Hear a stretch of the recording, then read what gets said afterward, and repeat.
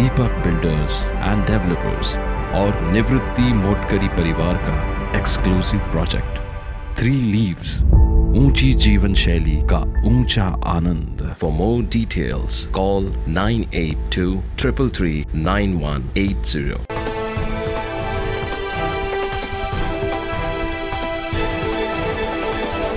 अयोध्येतील राम मंदिर येथे श्री रामलल्लाची मूर्ती स्थापन सोहळा पार पडणार आहे। यासाठी माजी मुख्यमंत्री उद्धव ठाकरे यांना आमंत्रण मिळाल्याची चर्चा आहे।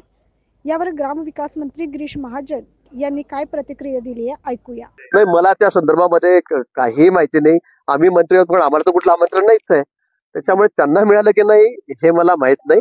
पण त्यांनी जे ते राजकारण केलं, म्हणजे पत्रिका सुटण्याच्या आधीच त्यांनी जे आम्हाला मिळालं नाही जे चालवलं होतं, मला वाटतं ते तर फारच रोज उठून आमचे राऊत साहेब तर ते सांगत होते आम्हाला दिलं नाही, भारतीय जनता पक्षाचा तो वैयक्तिक कार्यक्रम आहे, असं आहे तसं आहे। पण मी त्यावेळेला सांगितलेलं होतं की राष्ट्रीय अध्यक्ष जे मोठ्या पक्षांचे, राष्ट्रीय पक्षांचे, त्यांना सर्वांना आमंत्रण आहे। आता शिवसेना राष्ट्रीय पक्ष ठाकरे गट हा होत नाही, कारण त्यांच्याकडे चिन्ह नाही, त्यांच्याकडे पक्षाचं नाव नाही, त्यांच्याकडे आता आमदार खासदार उरले नाही, 2-4-5 राहिलेले आहेत। त्यामुळे ते त्यांना मला वाटतं अपेक्षित नसेल, पण केंद्र सरकारने दिलं असेल तर त्यांनी विचार करावा जायचं की नाही जायचं। नाशिकला येत आहेत। राष्ट्रीय युवा महोत्सवानिमित्ताने पंतप्रधान नरेंद्र मोदी नाशिकला येणार आहेत।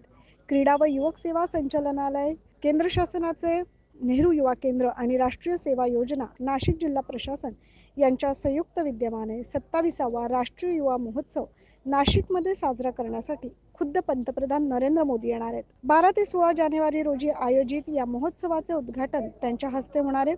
या पार्श्वभूमीवर सभेसाठीच्या जागेची पाहणी करण्यासाठी गिरीश महाजन नाशिकमध्ये दाखल झालेत।